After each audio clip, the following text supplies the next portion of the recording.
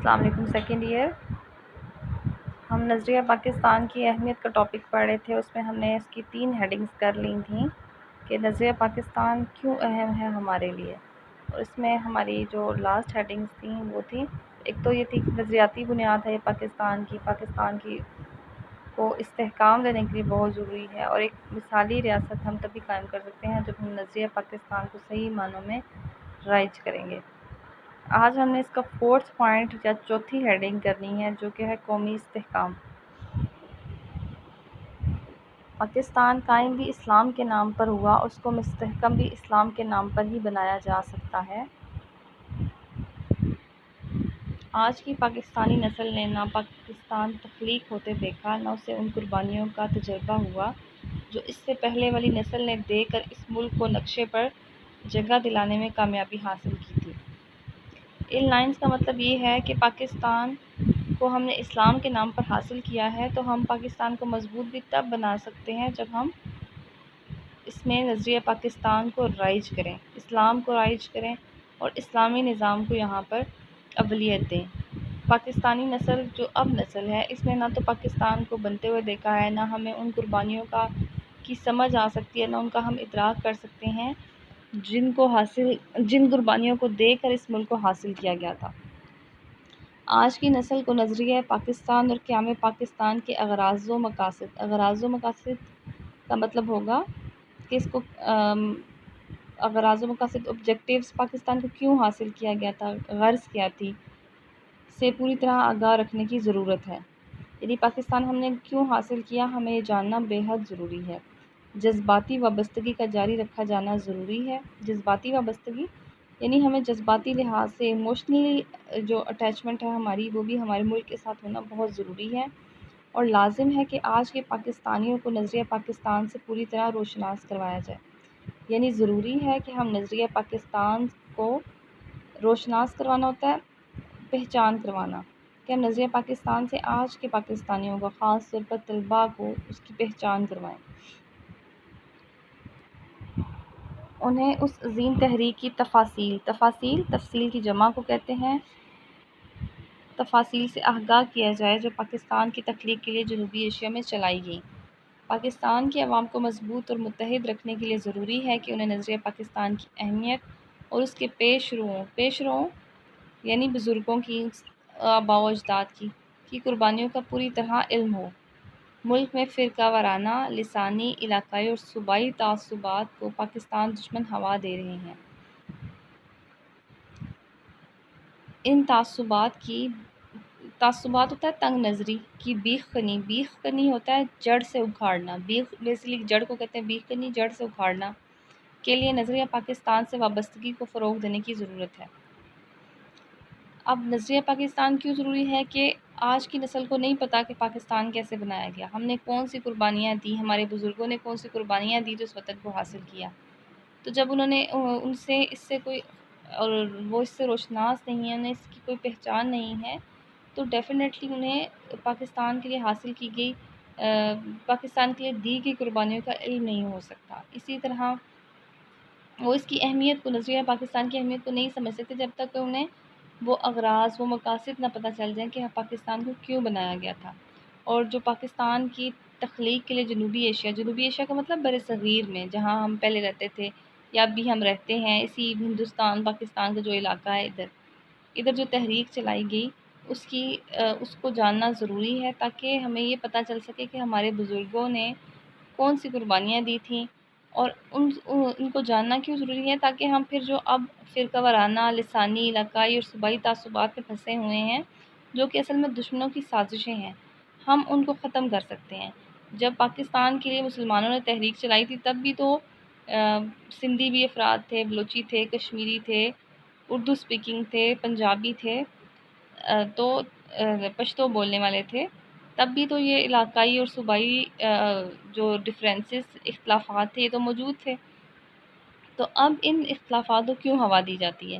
تو ان سب کو ختم کرنے کے لیے ضروری ہے کہ ہم نظریہ پاکستان کو فروغ دیں، اس کو جانیں، اور اپنی آنے والی نسلوں تک اس پیغام کو پہنچائیں کہ پاکستان کیوں حاصل کیا گیا، کیا کیا قربانیاں دی گئیں، اور ہمارے اس کو حاصل کرنے کے مقاصد کیا تھے۔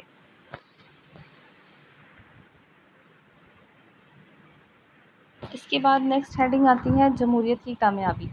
جمہوریت جیسا کہ آپ سب کو پتہ ہے کہ دنیا کا سب سے زیادہ پاپولر فارم آف گورنمنٹ ہے۔ دنیا میں اب تقریباً ہر ملک میں جمہوری نظام ہی رائج ہے، اور ہم اور جو دنیا میں سیاسی لحاظ سے اور معاشی لحاظ سے ترقی یافتہ ممالک ہیں، وہ وہی ممالک ہیں جہاں پر جمہوری نظام بہت کامیابی سے چل رہا ہے۔ اس لیے بھی جمہوری نظام کو ہر ملک کی کوشش ہوتی ہے کہ اس کو کامیابی سے اپنے ملک میں رائج کر سکے۔ اور ہم کامیابی سے کیسے رائج کر سکتے ہیں؟ جب ہم نظریہ پاکستان کو صحیح طریقے سے سمجھیں اور رائج کریں تو ہم جمہوریت اور جمہوری نظام کو بھی کامیابی سے چلا سکتے ہیں۔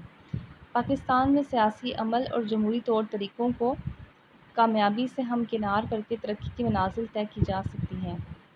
پاکستان کی تخلیق جمہوری اور سیاسی عمل کا نتیجہ ہے۔ اب نظریہ پاکستان اور جمہوریت کا تعلق یہ ہے کہ ہم نے پاکستان کو کسی میدان نے جنگ میں حاصل نہیں کیا۔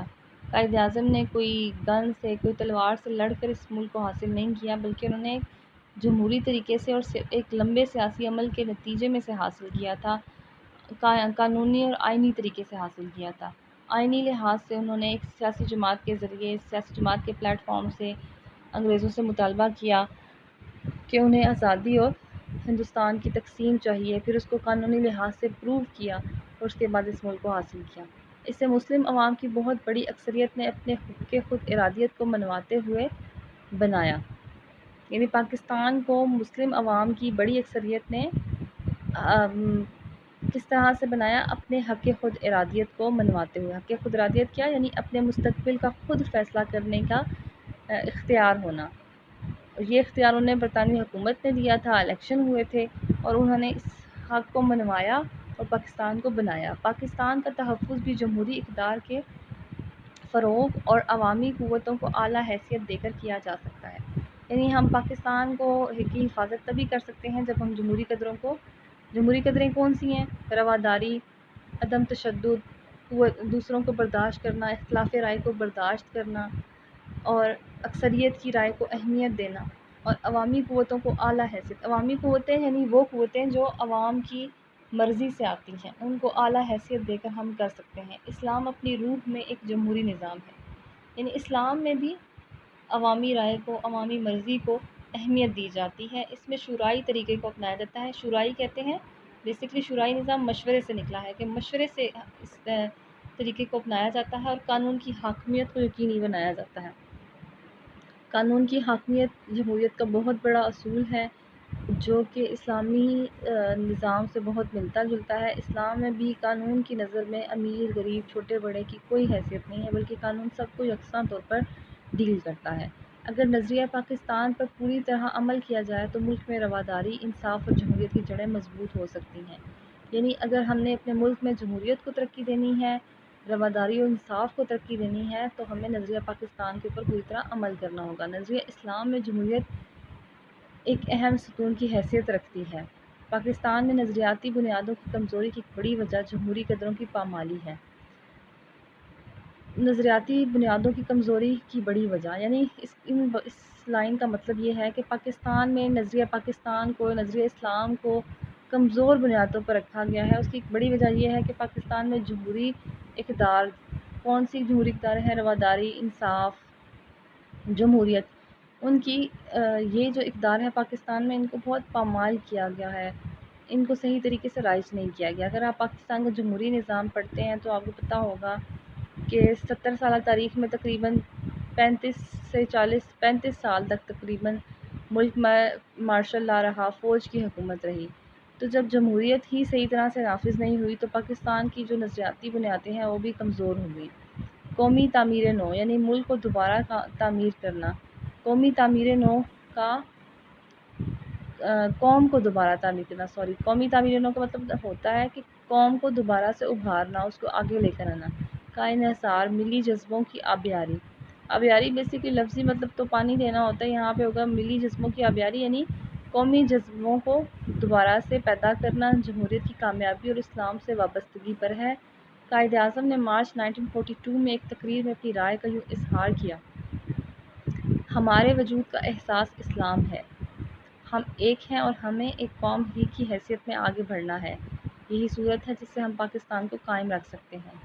یعنی قائد اعظم نے بھی اس چیز کا احساس کیا اور اس چیز کو عوام تک پہنچایا کہ ہمارا وجود اسلام سے ہے، اور ہم اگر آگے بڑھنا چاہتے ہیں اور قوم کی حیثیت میں رہنا چاہتے ہیں تو ہم تبھی رہ سکتے ہیں جب ہم ایک قوم کی حیثیت سے رہیں گے، متحد ہو کر رہیں گے۔ اس کے بعد لاسٹ پوائنٹ ہے اس ٹاپک کا، وہ ہے اسلامی ریاست۔ یعنی ہم ملک کو اسلامی ریاست تبھی بنا سکتے ہیں جب ہم اس میں نظریہ پاکستان کو صحیح طرح سے رائج کریں۔ نظریہ پاکستان اس لیے اہمیت کا حامل ہے، قائد اعظم نے دو الفاظ میں فرمایا تھا کہ پاکستان ایک مذہبی نہیں بلکہ اسلامی ریاست ہوگی، یہاں غیر مسلموں کو مسلمانوں کے مساوی یعنی برابر درجہ ملے گا، وہ آزاد اور خوشگوار فضا میں سانس لے سکیں گے اور انہیں برابر حقوق حاصل ہوں گے، رواداری اور انصاف کے تقاضے پورے کیے جائیں گے۔ قائد اعظم پاکستان کو تھیوکریٹک اسٹیٹ نہیں بنانا چاہتے تھے۔ بیسکلی تھیوکریٹک اسٹیٹ یا تھیوکریسی ایک ایسا نظریہ ہے جس میں مذہب کو بہت سختی کے ساتھ رائج کیا جاتا ہے۔ یورپین جو اقوام ہیں انہوں نے اس تھیوکریٹک اسٹیٹ کا بہت عرصے تک آپ کہہ سکتے ہیں کہ اس کو بھگتا ہے۔ اسی وجہ سے یورپ میں ایک ایسا انقلاب آیا کہ انہوں نے ریاست کو اور سیاست کو مذہب سے بالکل الگ کر دیا۔ تو جب پاکستان اسلام کے نام پر قائم ہوا تو یورپین کنٹریز اور بہت سارے ایسے مغربی اسکالرس تھے جنہوں نے پاکستان کے اوپر یہ ایک سوالیہ نشان اٹھایا کہ کیا پاکستان بھی ایک ایسی تھیوکریٹک اسٹیٹ ہوگی جہاں صرف مسلمانوں کو انصاف ملے گا، صرف مسلمانوں کے حقوق کا تحفظ کیا جائے گا۔ تو قائد اعظم نے اس کو کلیئر کیا تھا کہ نہیں، پاکستان تھیوکریٹک اسٹیٹ نہیں ہوگی، پاکستان مذہبی ریاست نہیں ہوگی بلکہ اسلامی ریاست ہوگی۔ مذہبی ریاست میں اور اسلامی ریاست میں بہت فرق ہے۔ اسلامی ریاست کی مثالیں آپ اسلام سے لے سکتے ہیں۔ جب مدینہ میں ریاست اسلام کی بنیاد رکھی گئی تو وہاں پر یہودی بھی آباد تھے، رسول پاک صلی اللہ علیہ وسلم نے ان سے باقاعدہ معاہدہ بھی کیا، ان کو کاروبار کی، جان کی، مال کی حفاظت بھی تھی۔ تو قائد اعظم نے فرمایا کہ ہمیں کوئی غلط فہمی نہیں ہونی چاہیے کہ پاکستان تھیوکریٹک اسٹیٹ ہے۔ تھیوکریٹک یعنی مذہبی لحاظ سے تشدد پسند یا جنونی مذہبی ریاست ہے۔ اسلام تمام عقائد کو برداشت کرنے کی قوت رکھتا ہے، یعنی ہماری ریاست مذہبی ریاست نہیں ہوگی، تھیوکریٹک اسٹیٹ نہیں ہوگی بلکہ اسلامی ریاست ہوگی، اور اسلام باقی تمام عقائد کو برداشت کرنے کی قوت رکھتا ہے۔ لہٰذا ہم ان سب اقوام کا خیر مقدم کرتے ہیں جو پاکستان کی تعمیر و ترقی میں ہمارے ساتھ شریک ہونا چاہتی ہیں، یعنی وہ تمام قومیں جو مسلمان نہیں ہوں گی اور پاکستان کے اندر رہ رہی ہوں گی، جیسے ہندو، کرسچنز وغیرہ، تو پاکستان کی تعمیر و ترقی میں برابر شریک ہو سکتی ہیں۔ 11 اگست 1947 کو پاکستان کی دستور ساز اسمبلی میں آپ نے اسلامی ریاست کے تصور کی وضاحت کرتے ہوئے فرمایا، آپ عبادت کے لیے اپنی مخصوص عبادت گاہوں میں جانے کے لیے آزاد ہیں۔ یہ آپ نے کس کو فرمایا؟ غیر مسلموں کو خاص طور پہ۔ آپ کا تعلق چاہے کسی عقیدے سے ہو، ریاست کو اس سے کوئی سروکار نہیں۔ پاکستان کے تمام شہری مساوی ہیں اور انہیں مساوی حقوق حاصل ہوں گے۔ یعنی اس پورے پیراگراف کا، اس پورے پوائنٹ کا مطلب یہ ہے کہ ہم اسلامی ریاست تبھی بنا سکتے ہیں جب ہم یہاں پر اسلامی اصولوں کو صحیح طریقے سے نافذ کریں، اور نظریہ پاکستان اسی لیے ہمارے لیے اہمیت کا حامل ہے کہ ہم اسلامی ریاست بنا سکتے ہیں اور ایک مضبوط ریاست بنا سکتے ہیں، جمہوری نظام کو لا سکتے ہیں، اور یہ ساری جو چیزیں ہیں تبھی ممکن ہے جب ہم نظریہ پاکستان کی اہمیت کو سمجھیں گے اور اس کو صحیح طریقے سے رائج کریں گے۔ یہ ٹاپک ہمارا یہیں پہ کمپلیٹ ہوتا ہے۔ اللہ حافظ۔